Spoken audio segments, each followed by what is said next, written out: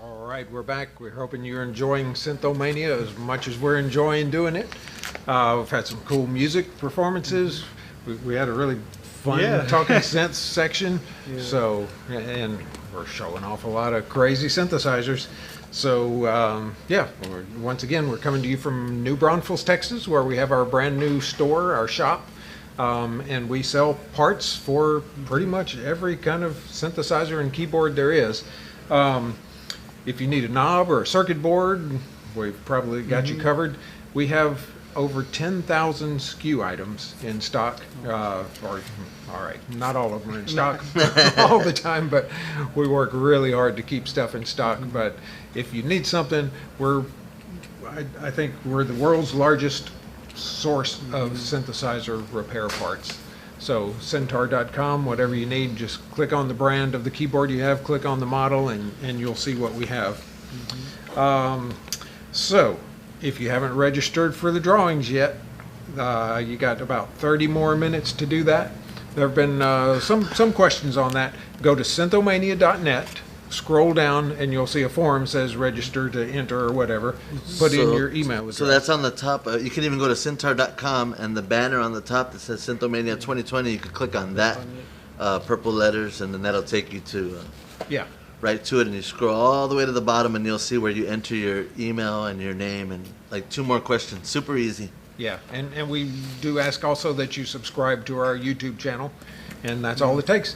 Once you do that, we have a big list of people that have registered, and some people weren't sure, did my stuff go through? Yeah, we're getting lots of entries, and we have a random number generator going.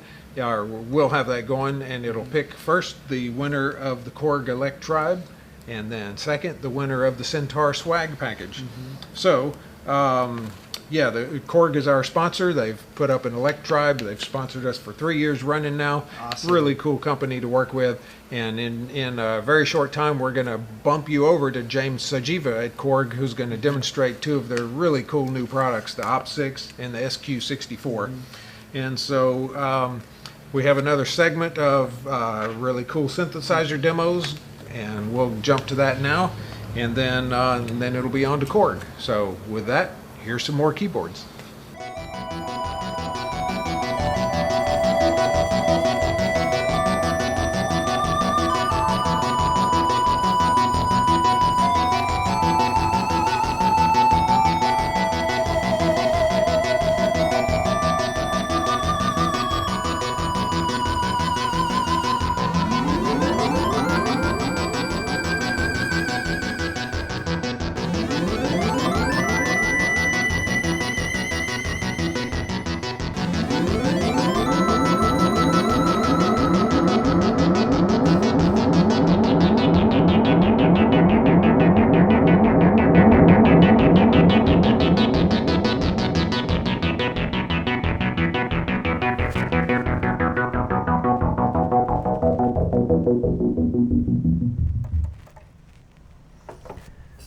What could possibly be funner than a Moog Matriarch? 2 Moog Matriarchs? These things are a lot of fun. 4 oscillator analog synthesizer. It's got built-in delay, stereo delay. It's really fun to play with. $19.99 list price. Boy, it's hard to go wrong with that. You can get the original colorful version, or you can get the new Matriarch Dark. The Matriarch has 2 filters that you can use in series, parallel. You can do high pass and low pass in series.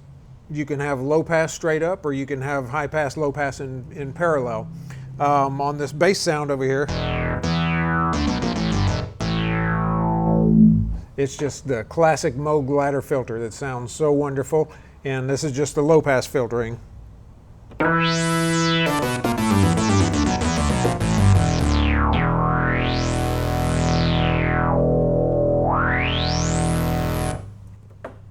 And over here on this one, on the lead type sound, I have this one set up in parallel, high pass and low pass. So as I sweep through the cutoff, I'm changing both the high pass and low pass filtering.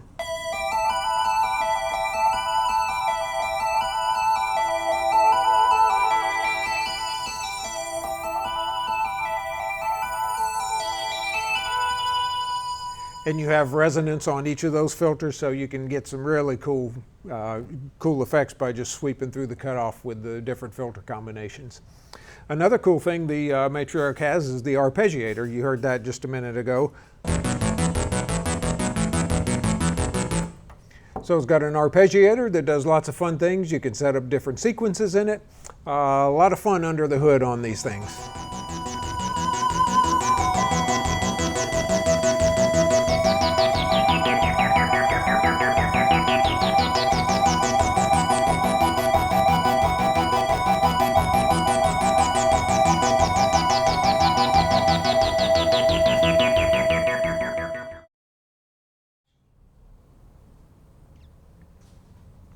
How y'all doing? Well, what we have here today is the Yamaha DX5, a real powerhouse FM synthesizer. Definitely a classic. Essentially 2 DX7s in a box, 32 voice synthesizer. And as I was kind of going over this and just, looking at some of the features, what I got really excited about was you have individual balanced outs, which is a feature that you don't see on a whole lot of synthesizers. Now, it's always interesting to see an item when it comes in because you never really know the history behind it or if it's been worked on before. And as I was peeking inside, I found something I thought y'all might think is pretty interesting. I always enjoyed the way that these vintage Yamahas are laid out. But as you can see, someone, instead of changing the coin cell battery, decided to put in some D cells. So we're definitely going to take care of that. And it'll be really exciting to get this guy singing again. If you've heard of a Synergy keyboard, you've probably heard of it in relation to Wendy Carlos. She's the one that made this thing famous because of her extensive use of it in 2 albums mainly, Beauty and the Beast and Digital Moonscapes were almost exclusively done on the Synergy. It's a 32 digital oscillator additive synthesizer, and they're really rare. There were less than 800 of them made. A small fraction of that still operational today. This one happens to be a Synergy 2 Plus, and on the back of it, it has MIDI and it has a computer port that hooks up to a K-Pro computer, and that allows you to do some editing of the sounds. A regular Synergy doesn't allow for any sound editing at all, but your sounds come on these cartridges, and three of these cartridges are Wendy Carlos sounds. So we're real excited to have this keyboard. It was made by Digital Keyboards Inc., and that company was a US division of Chroma, an Italian synth manufacturer that a lot of people are familiar with. And yeah, this is one we just recently got and we'll dig into soon, and I can't wait to hear it because it's supposed to sound fantastic.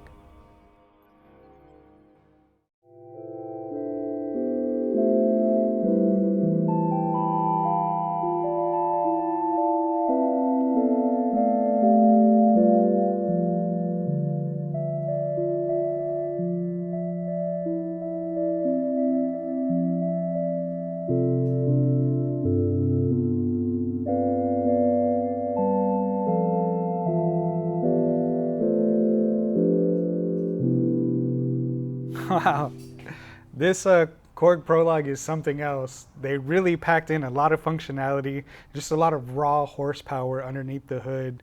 I'm really excited to see the possibilities that lay underneath, this front panel.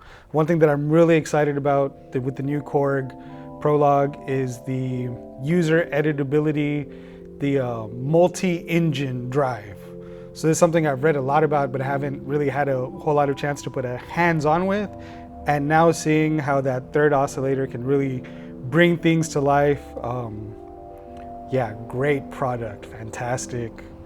It's almost a little, I want to say it's overwhelming, but it's not overwhelming because they've done a really good job at laying out the whole front panel. Everything's easily accessible. I really enjoy this one knob compressor. Yeah, overall, a really great sounding synthesizer.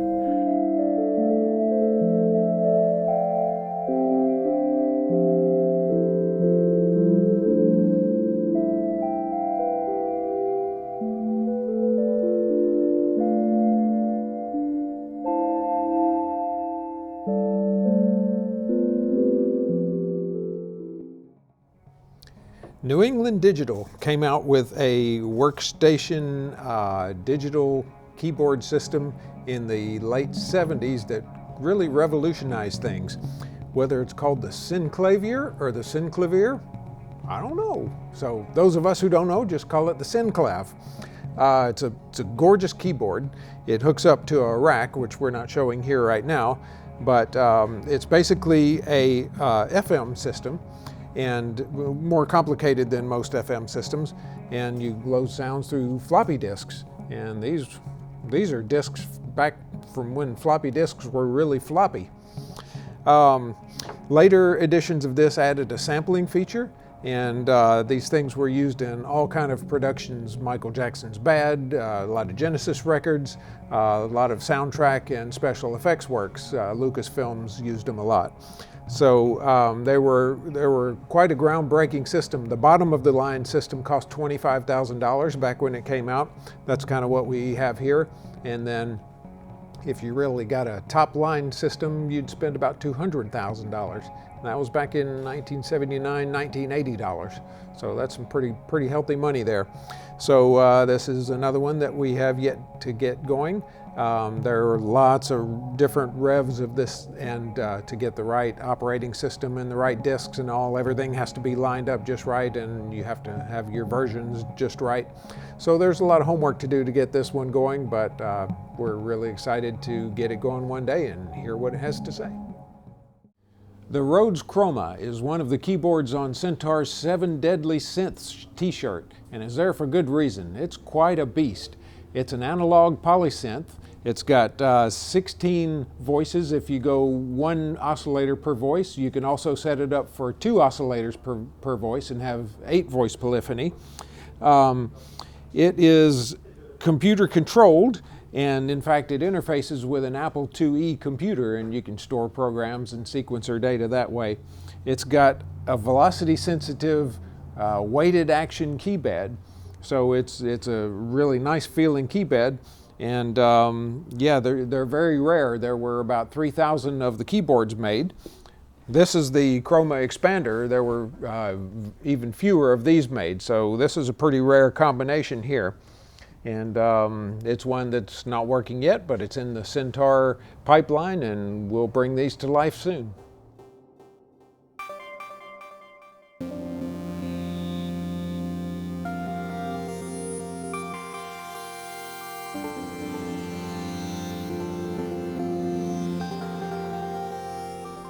The latest in Waldorf's Quantum line, the Iridium, sports all of the same great features in a much smaller, more convenient form factor.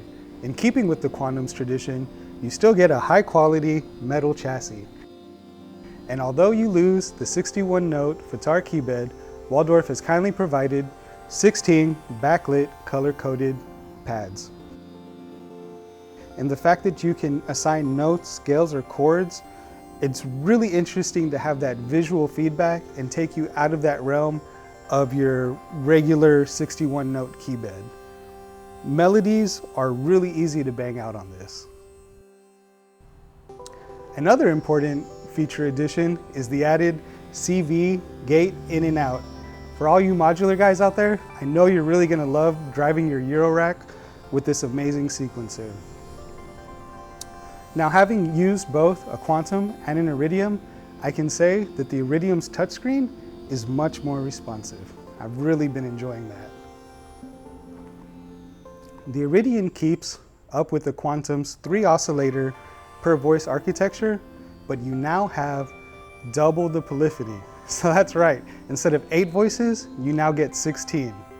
And although you may lose the high quality analog filters, these digital filters are nothing to snuff at.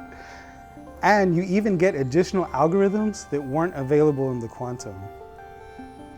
Another important feature that I really like about the Iridium is the fact that now all of your LFOs are available from the front panel.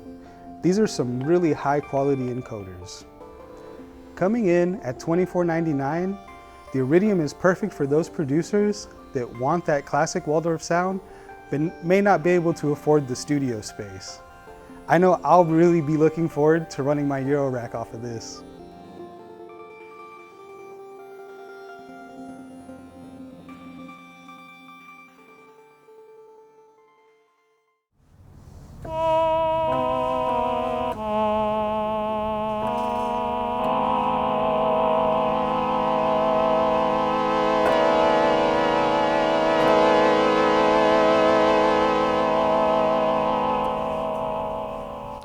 1979 brought us what I think is one of the coolest instruments ever. It's the Roland VP330 Vocoder Plus. Now this keyboard, you can play strings like I just did, you can play voice sounds, but the real mojo is when you click it into vocoder mode, and now you can do this. You can make your synthesizer actually talk. It's really cool. So what this is it's basically a 10-band graphic EQ. And so imagine a picture of the 10 bands and the sliders. And what happens is when you talk into the microphone, it adjusts in real time where each of those sliders should go to mimic what's coming in from your voice. And it applies that to the synthesizer sound. So it basically makes the synthesizer talk. It's really cool. I love them. And we've gotten a lot of requests on our Talking Synths podcast saying, hey, isn't that about vocoders? Well, we'll do an episode on vocoders because this is how you make synths talk. This is the VP330 Vocoder Plus, and the electronics of this were also made into a rack version, the SVC350. So it's basically the same but without the keyboard. So, man, what can I say? This one is my own personal one. I'd looked out for one of these for a long time and finally found one, and I'm not giving it up.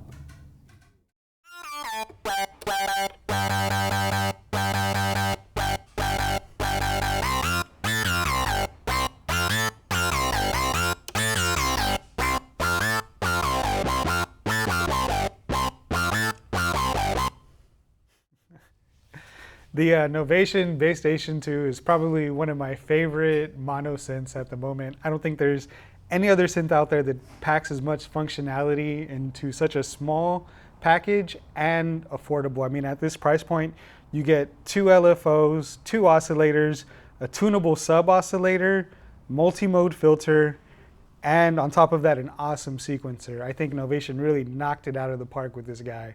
It is an absolute joy to play and draws on an amazing heritage. One of my favorite features of the Novation Bass Station is the 2 different types of distortion that you get. Not only do you get a pre-filter distortion, but you get a post-filter distortion. I find that pre-filter distortion is really good for saturation, and then the post-filter distortion is more of like almost what it'd be like if you put a fuzz pedal on the end of your chain, you know, for those real classic TB303 acid bass lines.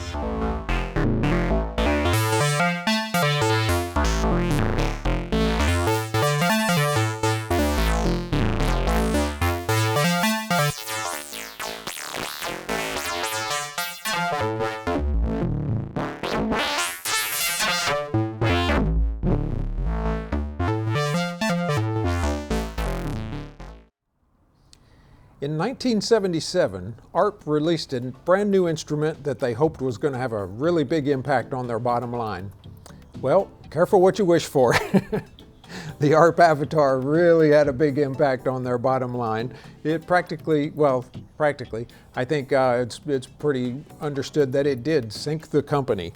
The Avatar, as far as a synthesizer goes, is a lot like an ARP Odyssey. A really cool synthesizer, really great layout, really sounds good, 2 oscillator synth. But the difference here was that this one would connect to a guitar, and the guitar signal would then get transferred into a synthesized signal with this instrument. So it was a big undertaking. It was not very successful. There were about 300 of these made, and then ARP closed its doors.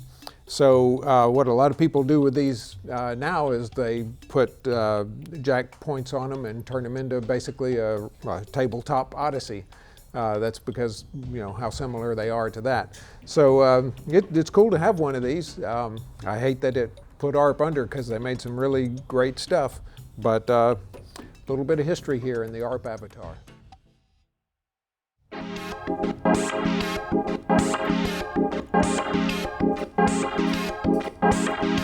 Custom-built Syntaur Juno 107 with a patch sweep circuit that sweeps through these programs and makes the rhythmic sound like that. Very cool little keyboard. ARP 2600. Old, new.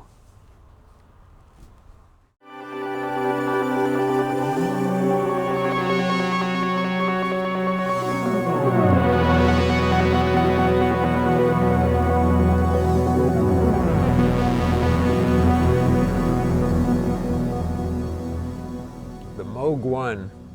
Wow. This is the 16 voice model.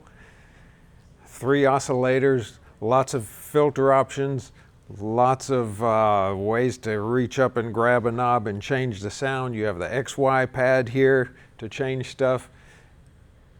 Just the feeling of sitting behind this and it making these gorgeous sounds is really something. I don't know what I'm doing on it yet, but it's easy to get around and it's just fun going through the presets and changing filters and things. Let's just mess around, pull stuff up at random.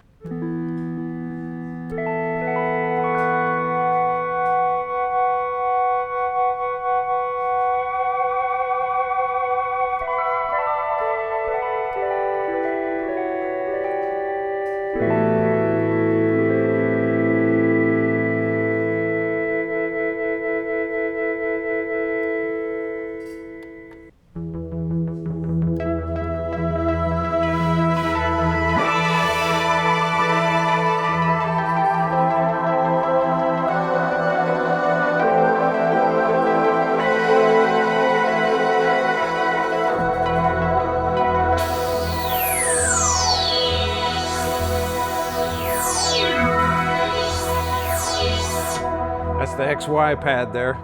That's a really cool feature.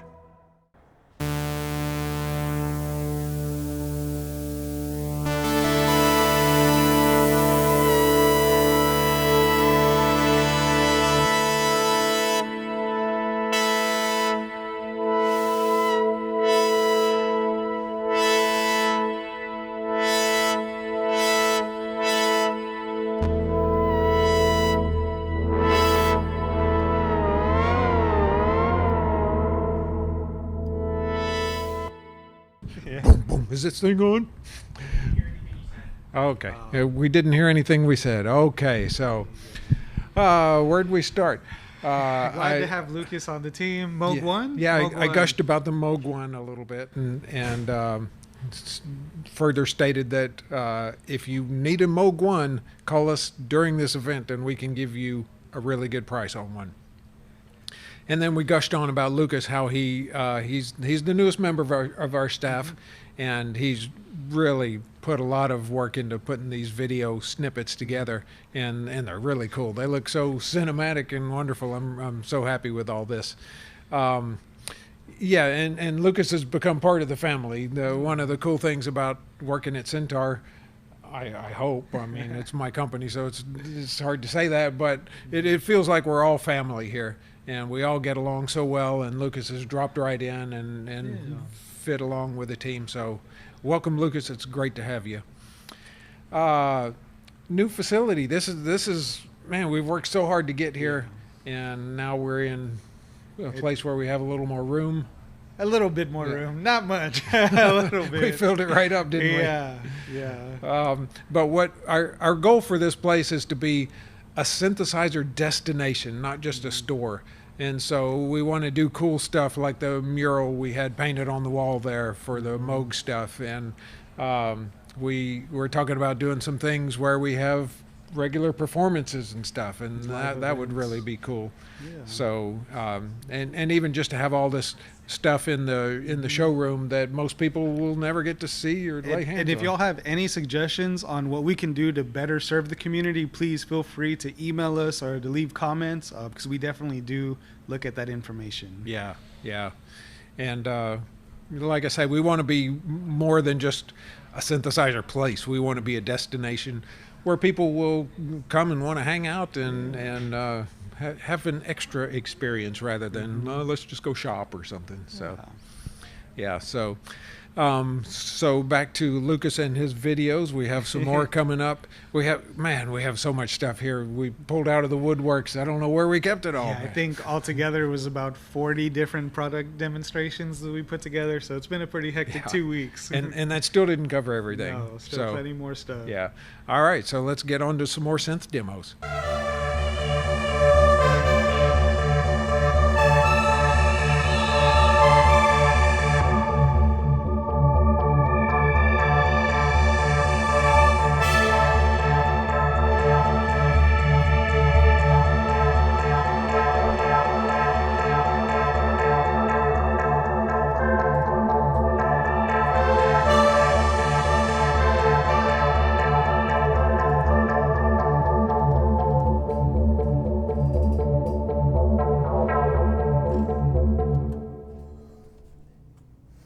No question what this synthesizer is, right? Easily identifiable. Look at those nice knobs and front panel. This is a mystery one, right?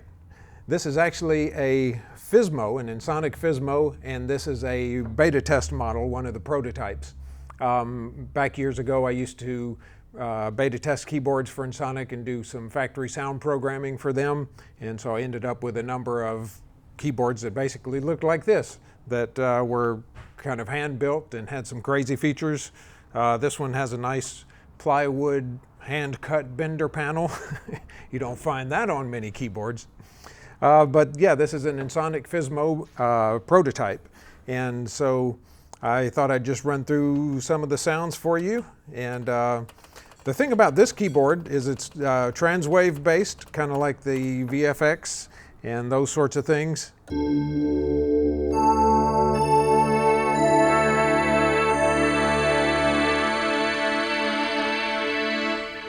Sounds a lot like the VFX with those transwave sweepy sounds.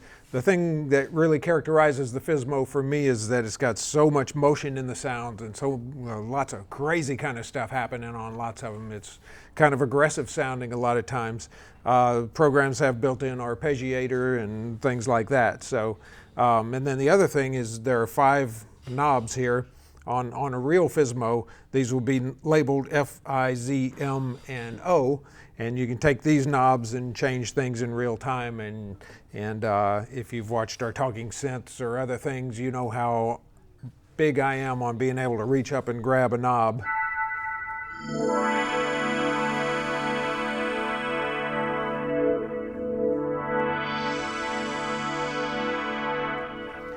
So it's really cool to be able to grab those knobs and change the timbre of the sound in real time.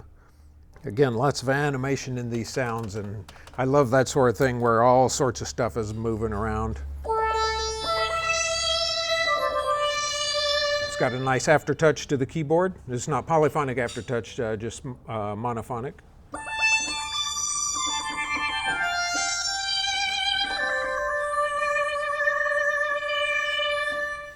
Anyway, that's a quick overview of the sounds this thing makes. Really transwavy, really kind of digital sounding, but lots and lots of motion and a lot of fun to play with. So this is one of my treasures, a one-off Ensoniq Fizmo.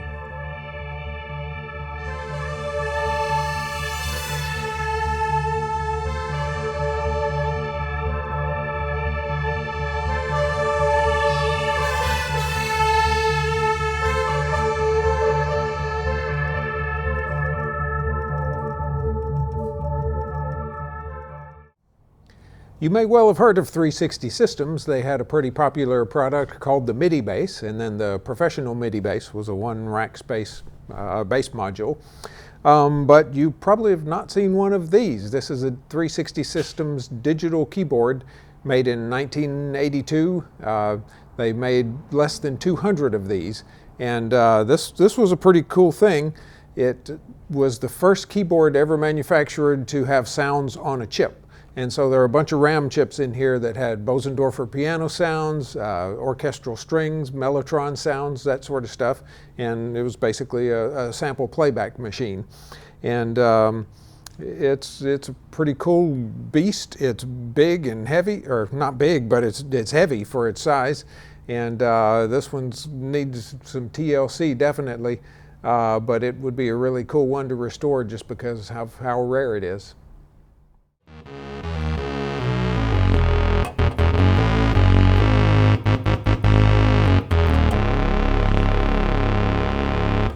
Octave Plateau, the Cat, manufactured in the late 70s. They made 3 versions of this mono synth. This is the second version, known as the original version of the SRM. It's a straight out mono synth, 2 oscillators.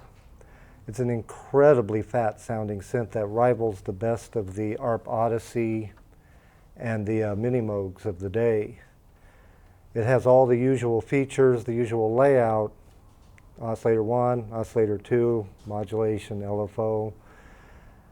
The unique thing about the Cat is that a lot of its markings were marked, instead of like cut off,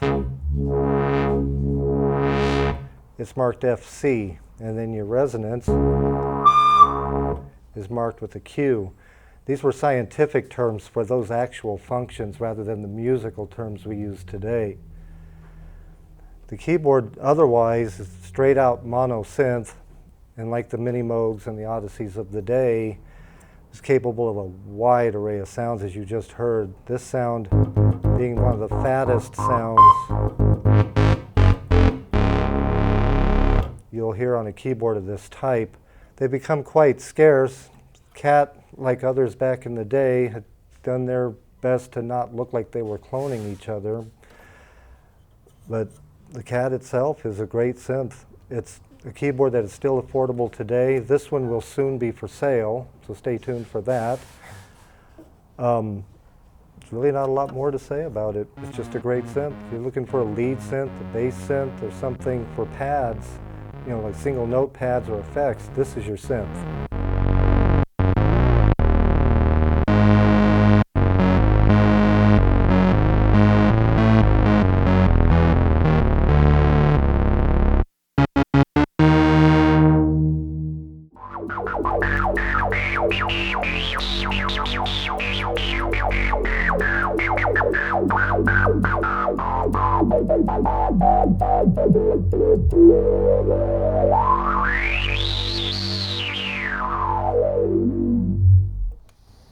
The Roland Jupiter 8, the granddaddy of all polyphonic synthesizers.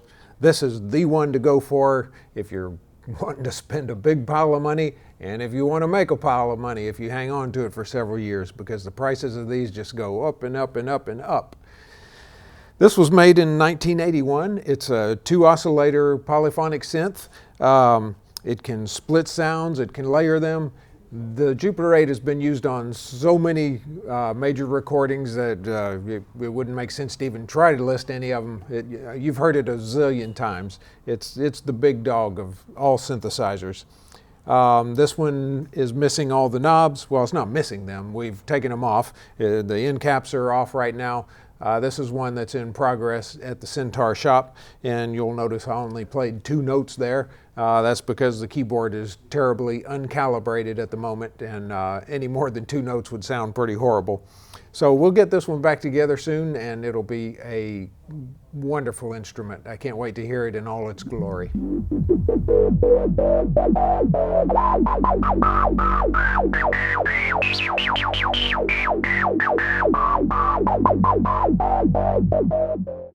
Reminder, about 5 minutes to go before the cutoff for the drawings happens. So if you haven't signed up, registered to win the cool stuff, sign up now. It's your last chance. Synthomania.net. Fill out the form at the bottom. Okay. Syntaur is technically a dealer for Moog, Waldorf, Yamaha, Novation, and Korg. Korg has always been one of the leaders in the electronic music business, in the especially analog. Korg really brought it back with a bang several years ago. MS-20 Mini, Odyssey, that's the one I'm trying to think of. Yeah. It's like, all of a sudden, here's an Odyssey again. Mini-log, monologue, Prologue, then the ARP 2600. Holy cow, that blew me away. Now, Korg has several new products. One of those is an FM synth called the Op6. And the other one is an analog sequencer. Remember the SQ10? Which I have, yeah. Show off. Yeah. So now they have an SQ64, which is about 54 better than your SQ10. Yeah. We'll see about that. No, it really looks cool. We saw some demos of it, and that we were really blown away by it. And so, as a special treat, Korg has been our sponsor for 3 years running now for Synthomania. Yeah. They've given us the Electribe to give away as a door prize. And this year, they're giving us James Sajeva, who's going to do a special demonstration just for Synthomania viewers of the Op6 and the SQ64.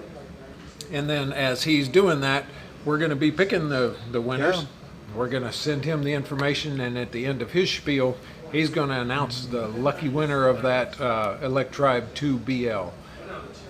Will it be you or me?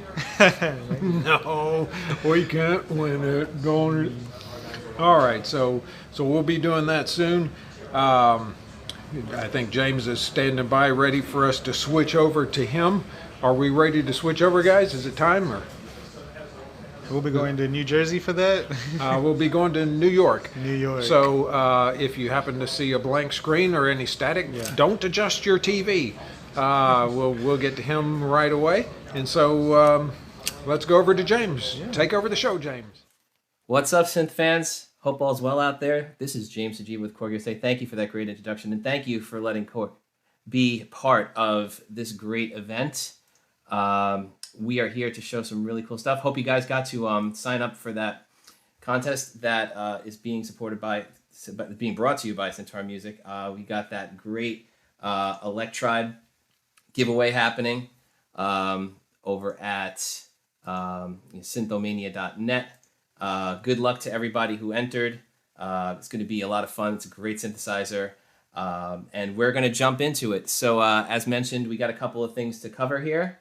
We're going to be looking at the, going backwards here, so the Op6 altered FM synthesizer. And then we're going to jump into the SQ64 polyphonic sequencer. And we're going to start over with the Op6. So let me just jump to that screen right here. And here is the beautiful Op6. I will answer your questions as best as I can. I got the thread right here in front of me on my trusty phone. You can see it right there. This is all you guys. Thank you for participating. And here we go. So the Op6 is an incredible FM synthesizer. We call it altered FM because it goes well beyond what traditional FM can do. So just as a little bit of a background story, of course, FM has been a synthesis that has been used in hundreds and hundreds of productions, if not thousands, from the 80s until now. It's a really, really identifiable synthesis. It's got that great timbre to it. And the reason that people liked it so much was that, you know, you could just basically call up a sound and it was just ready to go. And part of that was also the fact that FM was very, very hard to edit. It's definitely one of the more complex synthesizers. But like we did with the Wave State, where we brought a lot of that major functionality to the surface, we did the same thing here with the Op6. And this lets you really get into some great FM parameters very, very quickly. So to start off, just to keep it basic, over here we have our operator mixer. And the way that FM works, of course, it's based on operators, which are essentially oscillators, and then modulators, which modulate those. So as you scroll through the sounds here, you'll start to see these start to change color. That's identifying which of these 6 operators are the modulator or the carrier. It is a true 6-operator FM synthesizer, which is also something that should be mentioned. Sometimes there's 4-op out there or whatever the case may be, but really 6-operator is where it's at, and we've got that right here for you. So let's jump in with some sounds, and I'll give you an idea of what this can do. So.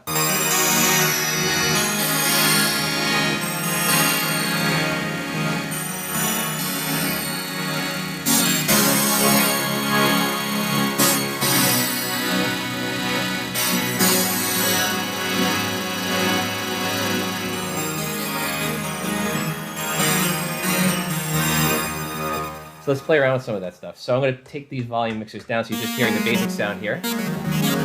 So you're hearing one carrier and one modulator. These two right here. Everything else is down on the mixer just to kind of simplify it.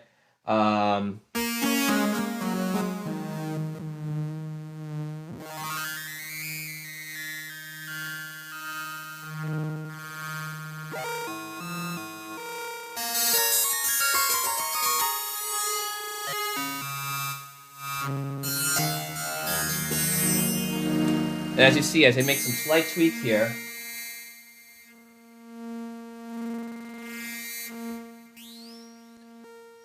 you're getting tremendous changes to the character of the sound. You're getting a little bit more metallic and belly there. As I start to add these other ones,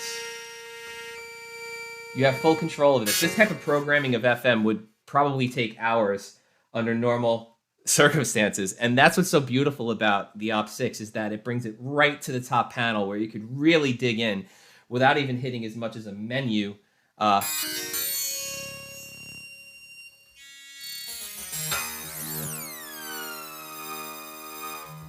Here's another great sound. I love this one. Listen how warm and lush FM can be.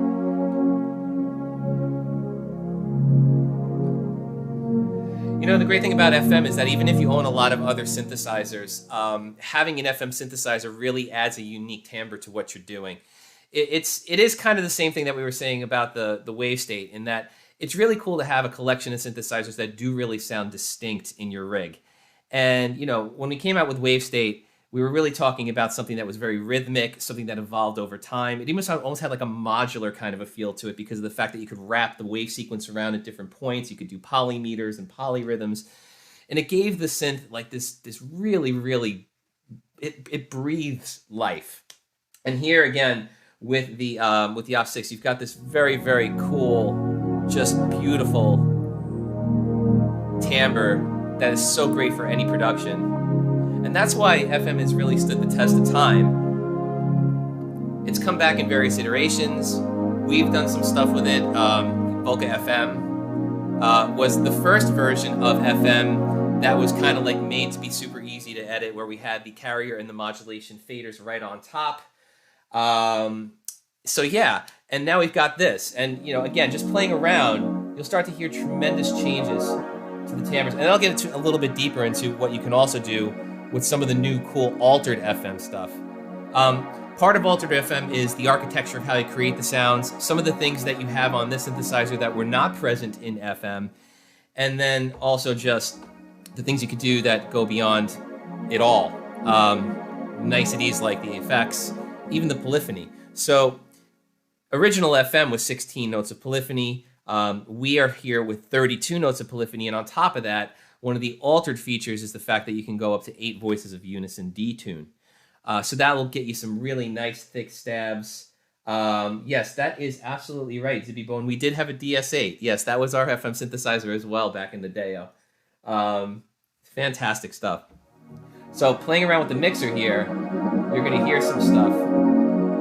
Now, on top of that, by the way, I also just want to make mention that we have the screen up here in the top right corner of the screen.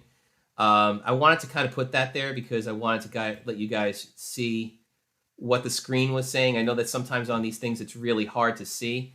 So I'm going to blow that up for just a second because there's a couple of things here that I really want to show you about what makes the synthesizer so approachable and yet so powerful. So pardon me moving around the windows a little bit. It is for your benefit. So what we're seeing here right now, we're on the algorithm screen. And the algorithms are essentially, I mean, the basic version of what an algorithm is the configuration of the carriers and the modulators. And that was another one of the complexities of FM that we've simplified. There were a certain amount of algorithms in the original FM, and what we've done is we've taken those, but you can also create your own user algorithms. So watch what happens when I scroll this knob. You're seeing the configuration right here. So you can see like 1 goes into 2, 2 goes into 4, you know, so on and so, and this is kind of reflected here in the way that these are set up as well. So it's kind of a 1-to-1 relationship, carrier to modulator, and you're seeing that here as well. 1 to 2, 3 to 4, 5 to 6, right?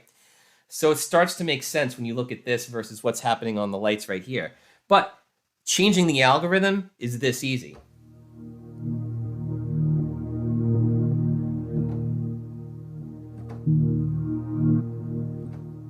And then what will happen is you'll start to get different versions of the sound very easily. Because you're changing around the order in which those carriers and modulators are playing through.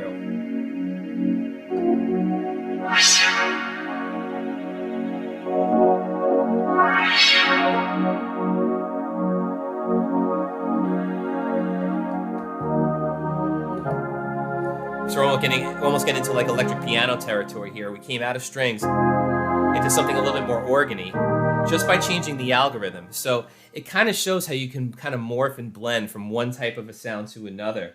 And it's also one of the really cool things, like any kind of a wavetable synthesizer or anything like that would be very difficult to do something like that, but with FM it's that easy because you can just blend those timbres and the way that they affect each other and just get into different areas. So now we're almost into strings.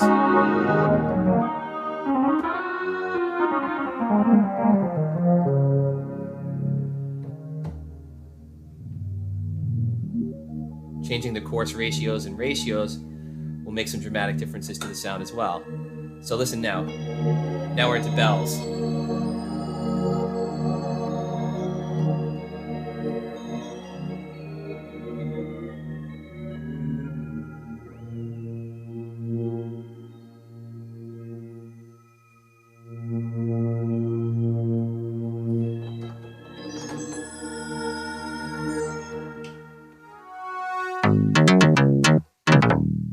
that's a great bass sound. It's also a very signature bass sound. It's one of those things that make you realize how much FM you've actually heard. Because if I play this riff,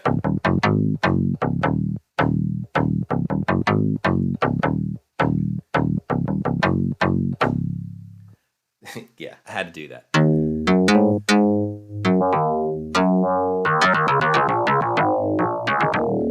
Look how easy it is to just change that around.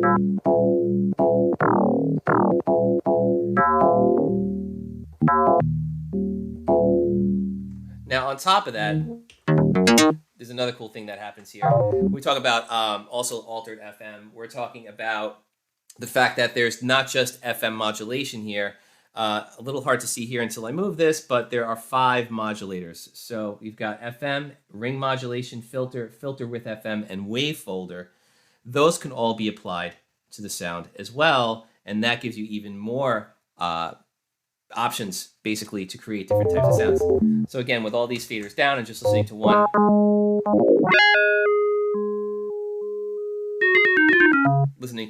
carrier and one modulator, going into the mode, changing from FM.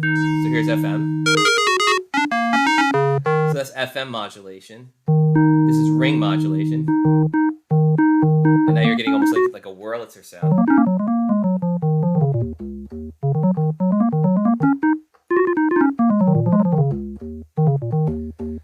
And then you get into filter. So this is, and there's a multi-model filter here. So as you notice, as I scroll through here, you've got a couple of different things, and you'll see some popular names here, like, for example, MS-20. So this is an MS-20 modeled filter. You get to choose the oscillator mix there.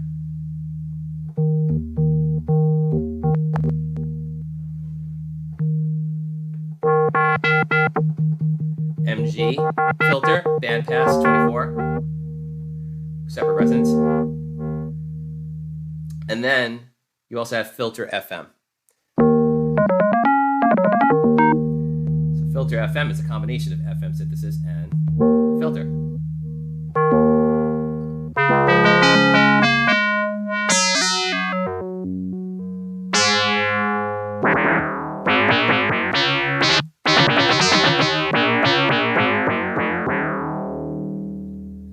Last but not least, we have the wave folder.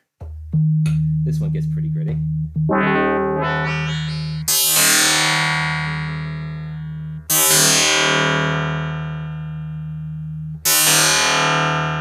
And you can change the waveform that's in the wave folder as well.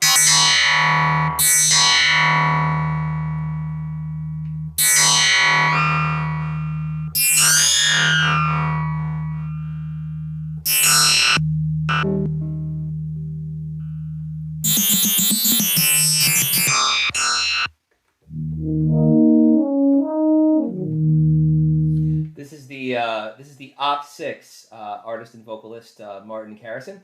The Op6 is an altered FM synthesizer. We just announced it last week. It is everything that you love about FM and everything that you would want to do with FM in the modern day.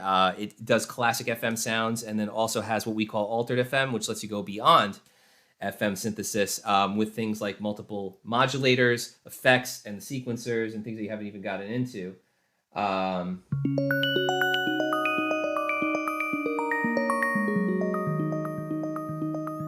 Let's just listen to a few more sounds.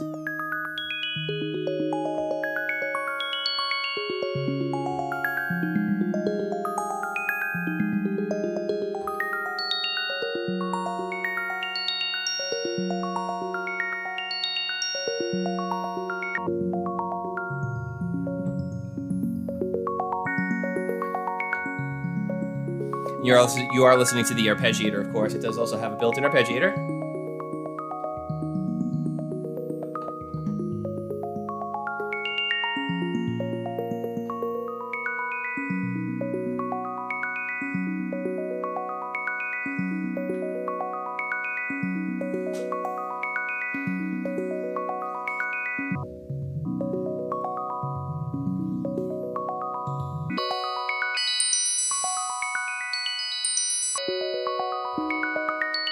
It's just so much fun to explore. I could literally sit here all day. I mean, I only have 45 minutes with you guys today and gals, but I could sit here and explore all day with a synthesizer like this.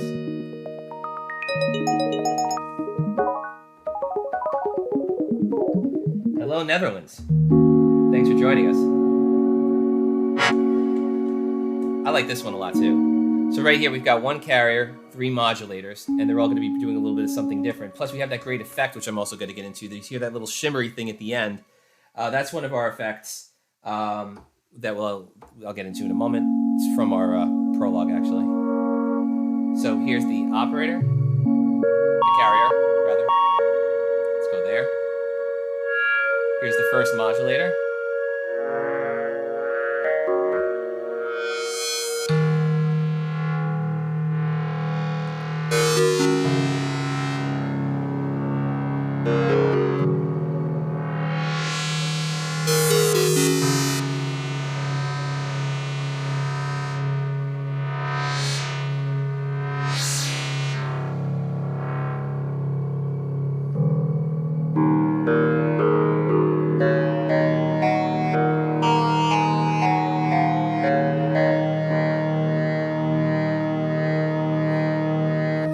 And of course, you also have everything that you would expect from an ADSR synthesizer or a subtractive synthesizer. You have your ADSR right here on the screen. Sorry, I actually hit that for a second. Where you can control all of that in real time per carrier, per modulator. So here, for example.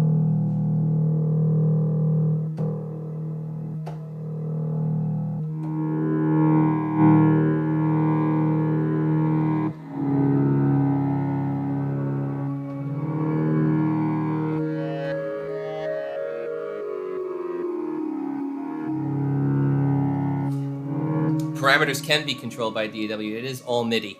A testament to that is also that you can record them into the motion sequencer, which I'll also get into before the end of the demo. I'm going to jump into the effects right now because this is really cool. I want to show this to you. But before I do that, check this out. So here are 6 carriers, no modulators. But a lot of people don't know that FM's actually really good at creating clone wheel type organ sounds. And what we're done here is we've used all 6 of the carriers to create registrations. So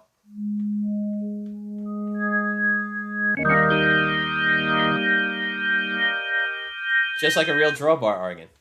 I know we're a couple of drawbars short, but come on, bear with me here. You can always change the tuning anyway.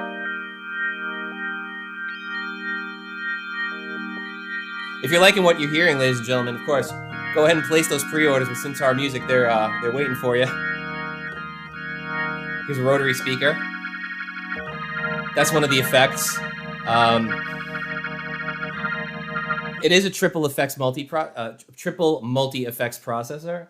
That's right over here. Again, touch of the button, and you can see right here on the screen, you've got 1, 2, and 3. It's really just a matter of just choosing what you want and bringing it in.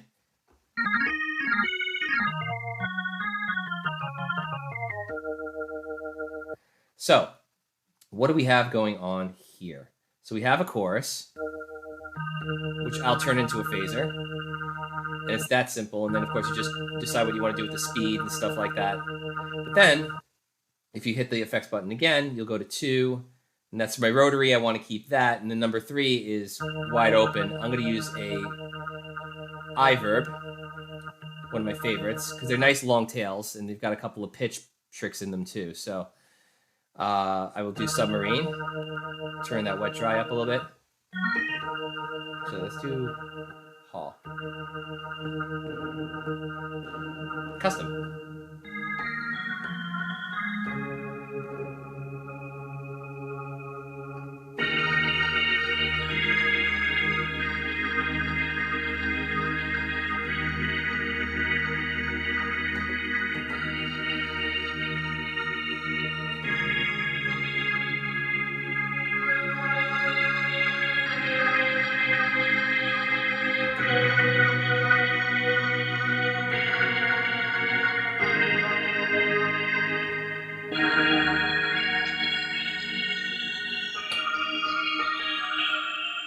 Let's get silly. Oh, yeah.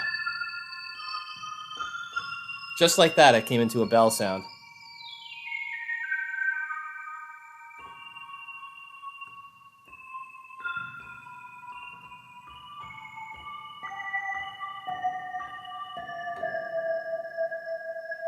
Sounds like something I know.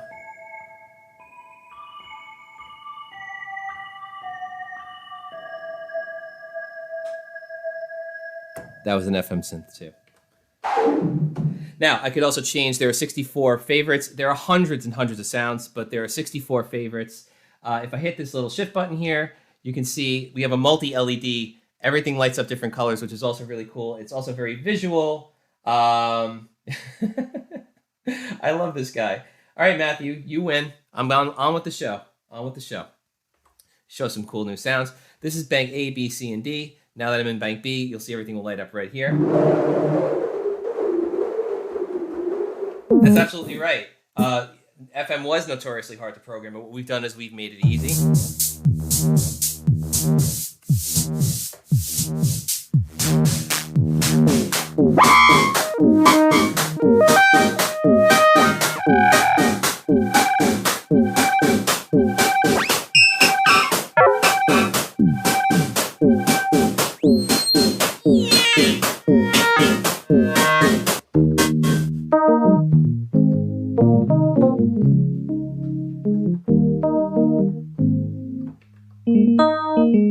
There's that classic FM.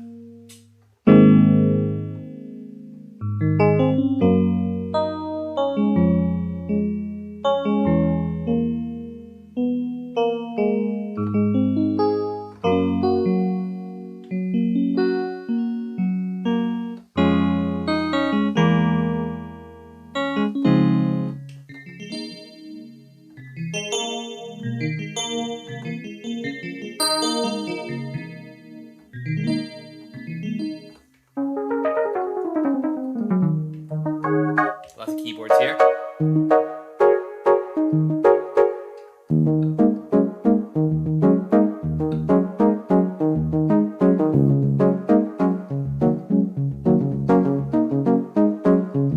You can MIDI aftertouch. Yes, it does do MIDI aftertouch. Sequencer. Let's do that.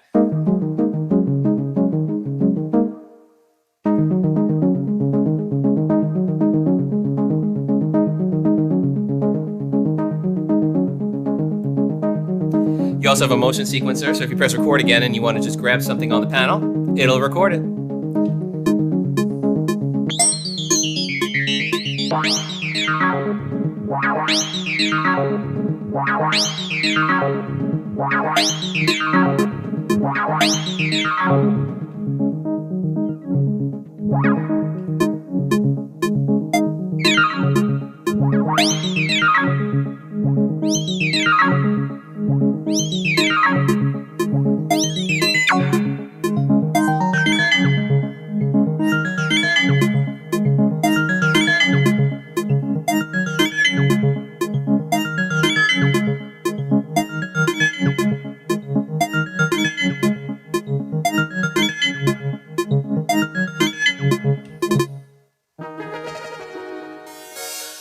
Let's just spend a couple more minutes showing you through some of the sounds here. Oh yeah, this is one of my favorites. Yeah, it's a very powerful sequencer. It's the sequencer that we've adopted from, or adapted from, our Minilogue XD. So the Minilogue XD, of course, being analog, all the same, it's a polyphonic sequencer, and here again, it's a polyphonic sequencer with multiple lanes of motion recording as well.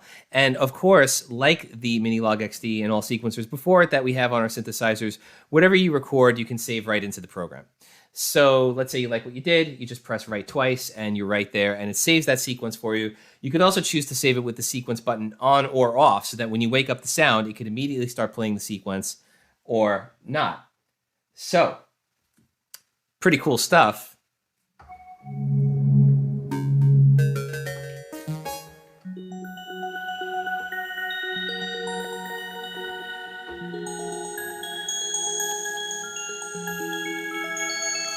Let's go back into that modulator again. So here's a very, very signature kind of like bell that you would hear on a classic FM synthesizer, but I want to take it into altered FM. So what I want to do is I want to use a different modulator than it's currently using. So once again, going into the modulator mode, we can go into choose which modulator we want to work with. Okay. So let's choose the second one, which is this one. Let's go beyond FM with a wave folder.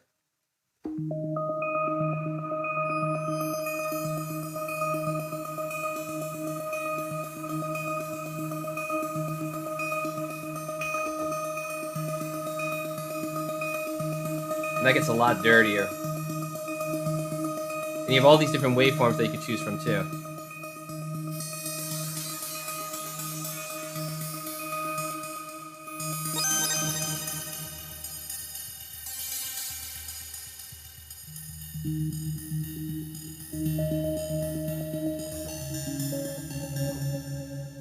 Hugh, good question. So highlight the differences between this and the wave state. Well, first of all, they're both digital synthesizers, of course. This is using FM synthesis, whereas the wave state uses wave sequencing 2.0. So that's using a lot of PCM and very generous amount of PCM and very generous amount of sounds as well. You know, the major difference in the sonic characteristics of it is that the wave state is really a motion sequencer in a different way. So wave sequencing was, at first, when it first came out, the ability to sort of sequence the PCM that was driving the track. So imagine being able to change those wave tables that you used to create the original sound. So you might have a sequence that goes like piano, guitar, drum, percussion, and you would hear it like, okay, for lack of a better beatboxing, because I don't do that. But wave sequencing 2.0 gave you additional lanes to control, things like pitch, the range of samples that you were able to manipulate, the speed, the stepping, the gate. And then what we also did was we brought that all to the surface with what we called mod knobs. And there are 8 mod knobs there. And what they do is they allow you to really edit the sound very quickly. Once again, the parallel that I want to draw in these types of synthesizers that are coming from Korg is that it takes a complex but very desirable synthesis, something very unique, something that you would definitely want in your arsenal, and they take the complexity out of it so that you can edit it and change it on the fly very easily, very quickly, and with very dramatic results. So you will hear, when you're changing those mod knobs, some very, very different changes to what's happening in the sound. And it's the same thing here. So the major differences are the heart and soul, which is the synthesis, wave sequencing, which is a wavetable synthesis, versus FM, which uses carriers and modulators. You mean combi of PCMs, not wavetable. Yes, no, you know what? You're absolutely right, and I do stand corrected. I do sometimes get that a little messed up in my head, but thanks for the correction. But essentially, you are sequencing different sounds together to make this kind of chain of things that you wouldn't normally be able to do inside of another synthesis.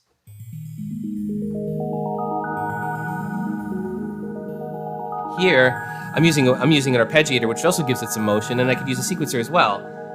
But it's really about these 6 operators, and the 6 operator format of FM, of true FM, and how those blend. Think of it as like 6 different opportunities to build a sound, like 6 different layers. And then those could be operators all together, so like let's call them 6 different oscillators, or a combination of carriers / oscillators and modulators, things that modulate those operators and make dramatic changes to the overall sound.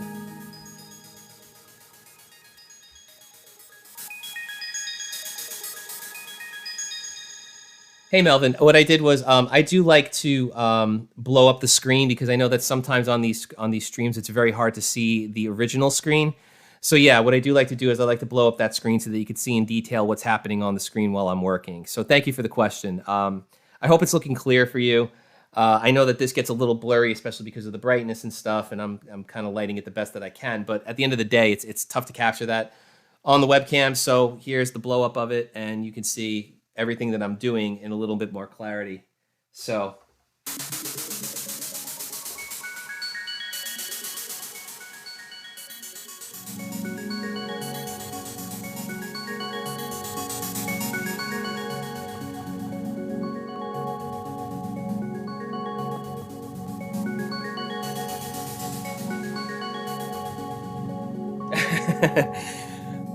sorry, Hugh. I mean, sorry, not sorry. You'll thank me when you get one. I mean, I know I have the side profile right now, but like the smile on my face is coming from working with this, so.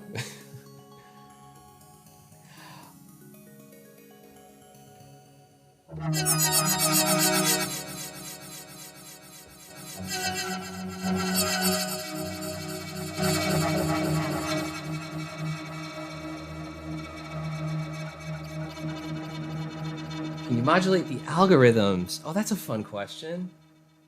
Can you modulate the algorithms? Let's see. Oh yeah. Yeah, you can modulate the algorithms. How'd you like that?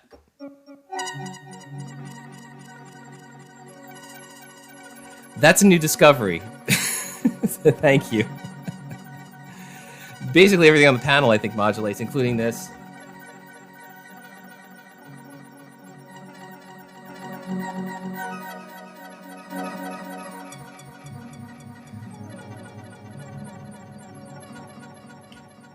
Let's go to one more bank.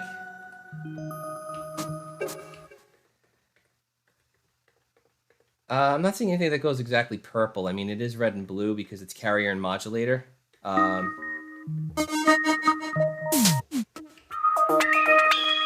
Yeah, I love interacting with you guys and gals. I mean, it's much better than like this one-sided kind of like, here, I'm going to show you this and just watch. You know, I love talking to you. We love you guys.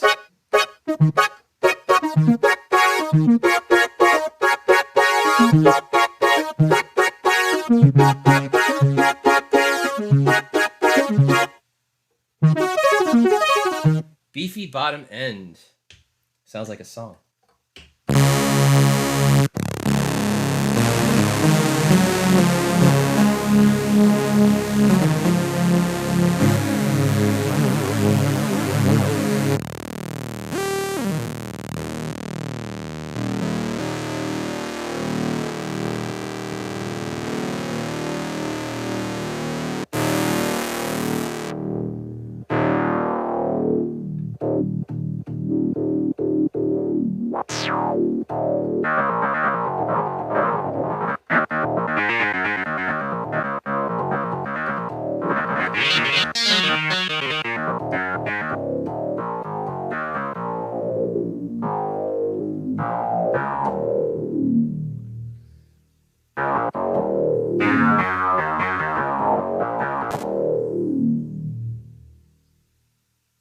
How was that?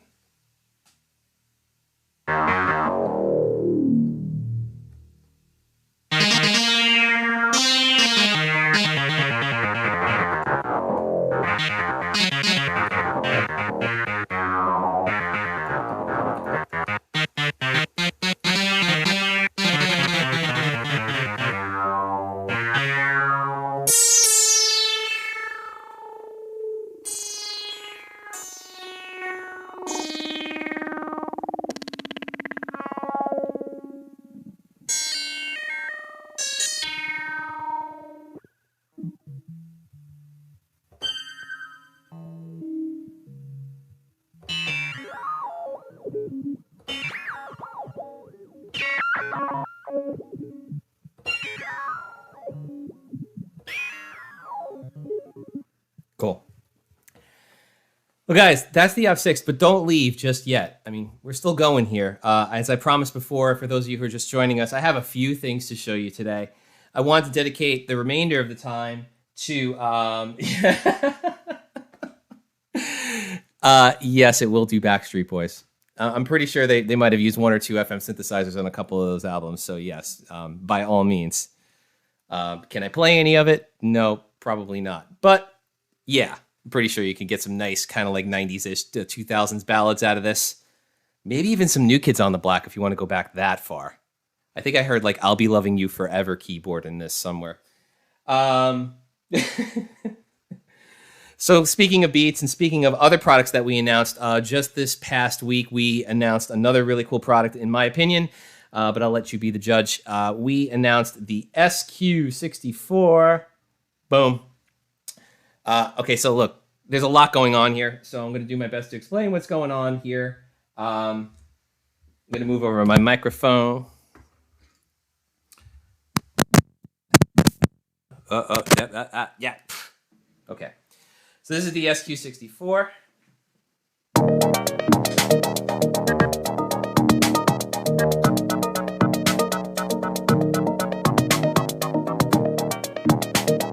It's all good, Hugh, to each their own. So the SQ64 is this. Everything else is being controlled by the SQ64. The SQ64 is a 4-part polyphonic sequencer. This is the evolution of the SQ1. SQ1 being a 16 or 8-step sequencer, depending on how you divided it with CV. Here we have a true 4-part, 64-step sequencer with multiple patterns, with saving, everything like that. So I've got some crazy, crazy stuff going on here. Thank you very much for the compliments on the modular system. It's just something I threw together for the demo. So what we're doing is we're driving a few things here. So I want to break it down for you. And now you're going to see stuff that's not Korg here because, look, at the end of the day, it's all about all synthesizers making beautiful music together, okay? We had some good Korg time. I do have a Volca sample in the back here as well. The flux capacitor is in my closet. We usually keep that in a safe and hidden place. So we've got the workstat here. We've got the Volca sample, which I'll get into in just a moment. And we have this modular system. There's 2 oscillators here that I'm driving. And I will do that. Yes, get rid of the op6 window. You make a very strong point, my friend. You make a very strong point. Cool. All right. So, moving right along. No problem at all. Thank you for reminding me. You know, I thought I did that check. I thought I had it all like ready to dial in, and it's like now my demo is like 95%, not 100%. But so SQ64, 4 parts. It's 3 parts of melody, and those can be polyphonic, mono, or arpeggio. Certainly over these triggers here, you're going to be CV. That's going to be monophonic, but you can go out MIDI as well, and it could be up to 8 notes of polyphony on every single step. You can see it's a 64-step grid that lights up very cool. And then you have 1 D sub, and the D sub is the drum sub part. And what that does is that is up to 16 different triggers. So it's 8 triggers of CV, and it's 8 triggers for MIDI. So really, essentially, you're talking about a 19-track sequencer if you want to put it that way, but really it's 4 lanes, and that's what we're working on here. So what I've got going on is the sequence that's 64 steps long. So you can hear what's happening. I'm going to mute these out. So here's our drum sub part, and there's lots of lights. You're absolutely right. I'm going to take you into what those lights do and what they mean, because they're multifunction, and they also are graduated, which I'll get into in just a moment. This is a very unique feature, in my opinion. So first of all, the drum sub. You can mute out any part you want. It's all this easy. If you want to see the part, just go here, choose what you want, and you can see the part.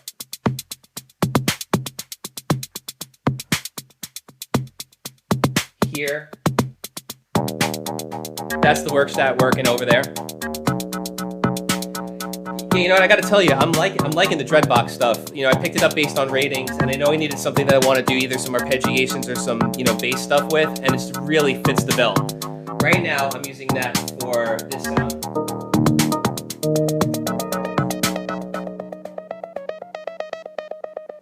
It's kind of this dissonant arpeggiation thing going on.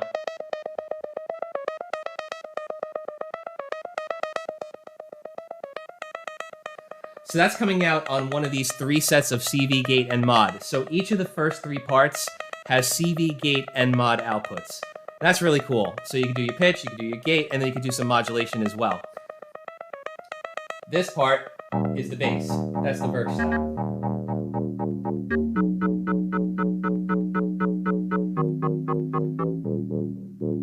It's also MIDIing out to the op6 for the grand finale, so I'm going to shut that off for a second. Okay. And then the drums, of course, are here. And then the ensemble oscillator is really cool too. So that's over here.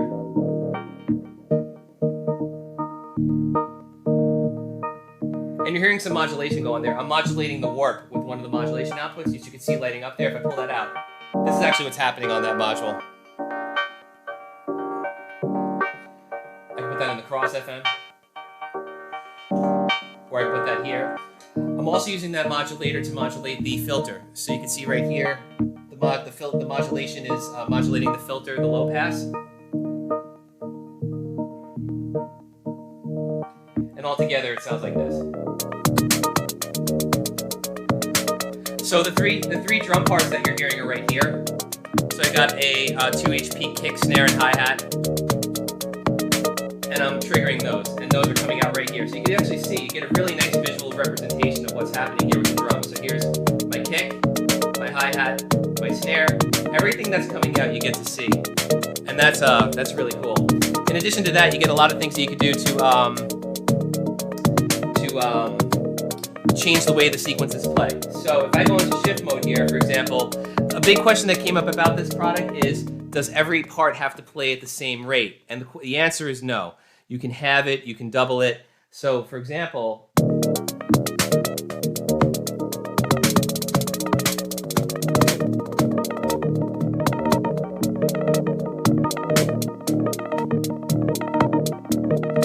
you can go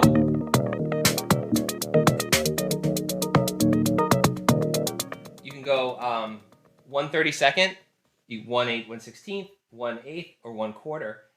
Then the other part of it that's also very cool is that you're not locked into just measures. You can do polymeters and polyrhythms because with each one of these parts, you can choose how many steps. I know it's a little hard to see on the screen here, but it's 64 steps right now. But if I bring this down to, let's say, 58 steps, and bring this down to 53 steps, and bring this down to, let's say, 13 steps, it's just going to be modular style. It's all just going to go in different times.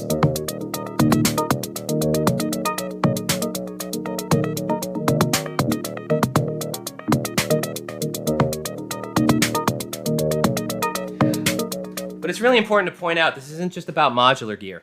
So this is a sync box and sequencer. I'm glad you brought that up because I don't want to create any confusion around what this is really for. Yes, of course, it's got modulation, CV, and gate. It's also got 1 MIDI in and 2 MIDI outs. It also does audio sync.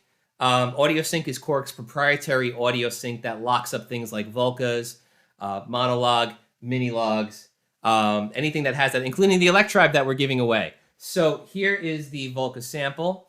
And because we have the audio sync, which I'm basically doing with these orange cables, and guys, I know there's a lot of cables going on here, but there's these orange cables going in to the, the purple cables going into the Volca sample. So this is audio sync out, going to the audio sync in. So when I run the sequence and I press play here, now you're syncing synthesizers, or other sequencers in this particular case, to a modular system.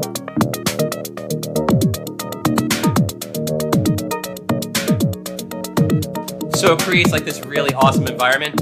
What I don't have in the setup is also the fact that this could all be controlled by a DAW. So a product like this is really good at kind of like bringing those worlds together. The world of software, the world of hardware, doing it over MIDI, audio sync, CV. I mean, imagine if you didn't have any kind of a dedicated module, and by the way, those modules are really, really, they could be expensive, right? So like there's a couple out there that do like MIDI to CV conversion. It's taking up space in your rack, and it's also going to be a couple $100. But with this product, you can sync up your DAW, your modular gear, your analog synthesizers, your Korg stuff that's got audio sync. Think about it. If you have a bunch of Volcas, you don't need a whole bunch of MIDI cables because this sends audio sync. And audio sync is... Why would I do a DAW? Well, I mean, listen, some people work inside the box, some people work outside, and some people work both ways. Let's say you had a bunch of stuff going on inside of a sequence, but you wanted to run your external gear to it and make sure everything was clocked up. You wanted your Volcas clocked up with it. You wanted some modular gear clocked up with it. The point is that you could. So I know that sometimes there's a question of like how we work and is it like really divided? Is it a dichotomy? Not necessarily. And the point is that, whether you're a DAW user, an analog synth user, a Volca user, anything, a product like this is really great for syncing that all together for you and making it all work really nicely and giving you some really great feedback on what you're seeing.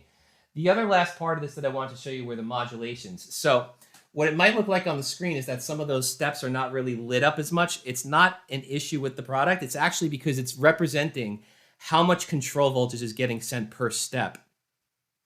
So in this particular case, this modulator is set, you can tell that this is set very low. So this is it's a value between 0 and 127. So this is set to 13, this is set to 893. So when you're sending modulators out, like for example, the one that I'm using to modulate the filter, or the one that I'm using to modulate the warp on the ensemble effect, the higher you set it,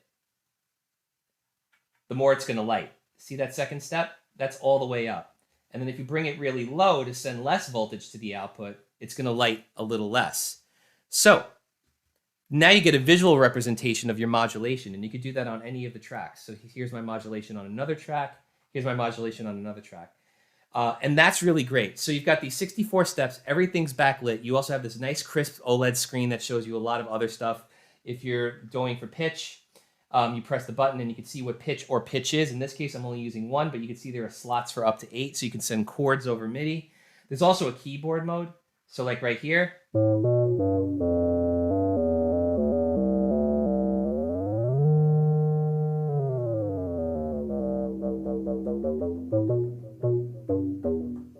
The way you program it is you can record in like what I just did if you press the record button.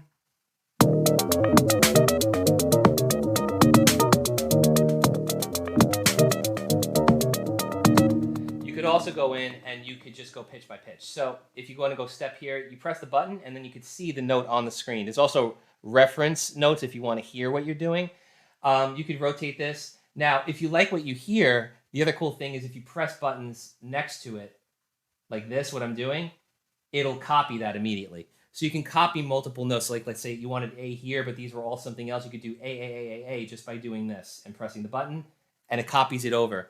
So it's super easy to record. And then in addition to that, and I am running out of time, guys, but the last thing I wanted to show you was that you could change the way these sequences all play back. They could be reversed, they can bounce, they could be stochastic, which means that they're just going to completely randomize themselves.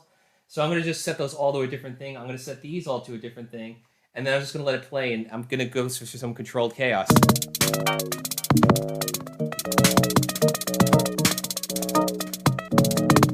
you can see this sequence is playing backwards.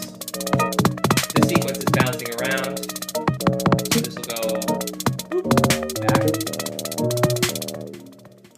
And then the last thing that I really wanted to talk about was the fact that this is built like a tank. It's all aluminum. It's about 1 inch thick. They're nice rubberized buttons, each one LED lit. It fits in a backpack really nicely. So it's real quality. I mean, for the price, for what features you get out of it, for the build quality, it's a fantastic synthesizer and sync box. I strongly recommend it for any explorations you're doing outside of a workstation sequencer or a DAW sequencer or anything like that. And you know what, everybody, I really... that's my time, and I would really, really like to thank you. I think that we're just going to go and see if we've got I got to announce the winner. So I got so into it that I didn't announce the winner. So the winner is of the Electribe 2BL. Drum roll, please. It's John Jan Mattsson from Finland. John Jan Mattsson from Finland, congratulations. Okay, congratulations on that Electribe. Syntaur's going to get that out to you. Once again, I'm James Sajeva with Korg USA, and it has been my pleasure to be here today for Synthomania. I hope that you've enjoyed. I hope that I've opened your eyes to some really cool stuff, and enjoy the rest of your weekend and the rest of your night. I'm going to be turning it back over to the team over at Syntaur Music, and stay safe out there. Thank you. James Sajeva at Korg, that was really cool. Thank you so much.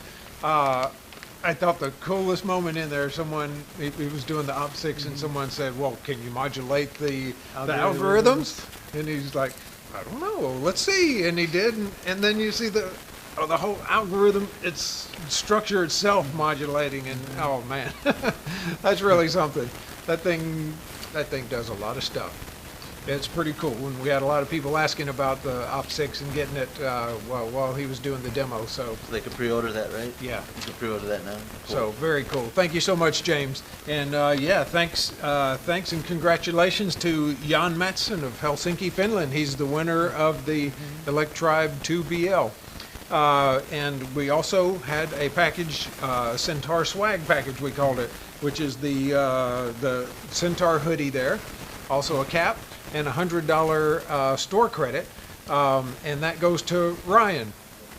Ryan, that's awesome. I don't know any other info. We've contacted him for his last name, and we have his email address and all, but yeah, we're waiting to hear back from Ryan on that. So congratulations to those two guys that won. Hey, this has been a really cool event, Yeah. Yes.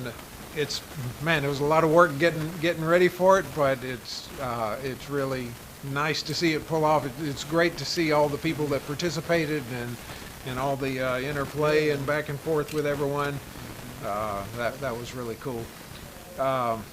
Yeah, just can't wait to do more live stuff like this. A lot of people are saying they're digging the live stream and they want to see more of it. So hopefully we can do that. And also can't wait till next year. Hopefully things will be better and people can be here, you know, to see this. Yeah, no doubt. Yeah. Check it out. So, but yes, it was really a lot of fun, a lot of work, but everybody pulled through. We had so many people working on this. Carlos worked so hard to get all the keyboards ready and demoable and moved over here, and Lucas did his stuff, and man, the team really came together for this, and I'm really proud of everybody and so thankful for all of you guys' work. So Synthomania 2020 wrapping up. Thanks so much for joining us. We had a little bit of extra keyboard demo kind of stuff that we did. We couldn't squeeze it all into the time, so I think we're going to play some more and just let them roll on. Yeah. So with that, thanks so much. And we got to say what we forgot to say at the end of Talking Synths. Modulator. Syntaur has a t-shirt that says 7 deadly synths on it. One of those synths is the ARP Quadra. What makes it so deadly? Well, it sounds gorgeous and huge and big for one thing, but it's got 4 independent sections, hence the name Quadra. It's got a monophonic bass synth, it's got strings, it's got a polyphonic synthesizer, and then it's got a monophonic lead synthesizer. And you can do what you want with any of these. And then you can run all those through the mixer, and it's got the sweetest sounding phase shifter in there, so it's really a beast of a synthesizer. It sounds, really wonderful. These were made in 1978. We have a few of them here that we're refurbishing, and this is one of the most collectible synths around. So if you can find one of these, grab it up.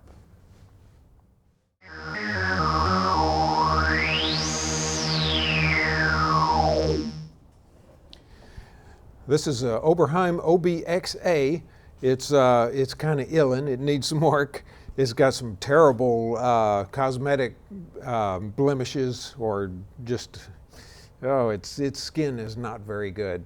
And what that is from is someone thought it would be great to leave it in the road case for years and years. Well, the foam in that case degrades and it gets very corrosive to panels like this and just makes the paint bubble, and it's just real nasty. So this one is in dire need of some TLC, but we've at least got the electronics back to where it's playing. It still needs to be calibrated and touched up and all. But this is a great synthesizer. The Oberheim filters are just so, they sound so great. And the OBXA is fat. It's a 2 oscillator polysynth. And everyone's heard it because if you've heard the intro to Van Halen's Jump, that was done on an OBXA. So yeah, it's got a great sound.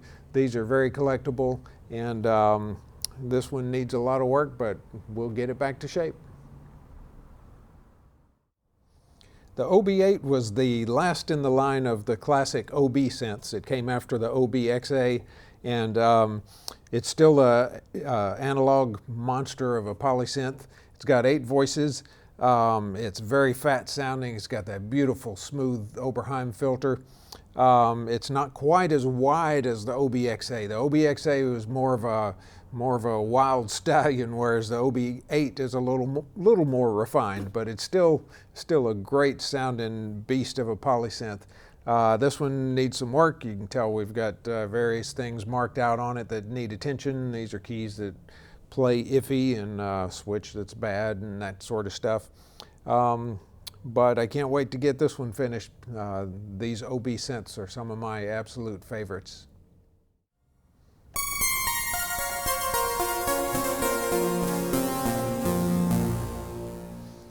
The Andromeda A6 from Alesis. I was at the NAMM show when they released this, and I remember thinking, man, I'd love to have one of those, but no way I'll ever be able to afford it. It's a 16-voice analog polysynth. It's capable of making some really neat, lush sounds, some really complex motion things. It's just the sort of stuff I really love. This one is ill in a little bit, needs some work, as do so many things we're demonstrating here today. But this is all stuff from the Syntaur vault, and it's all stuff we have coming up. So I'm really looking forward to getting this one in particular working.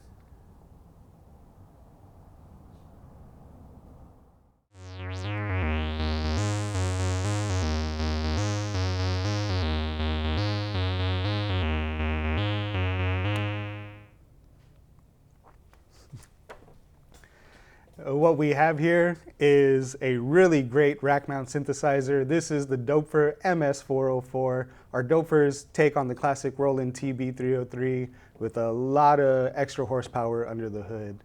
For those of you that don't know, Doepfer really brought modular to the masses.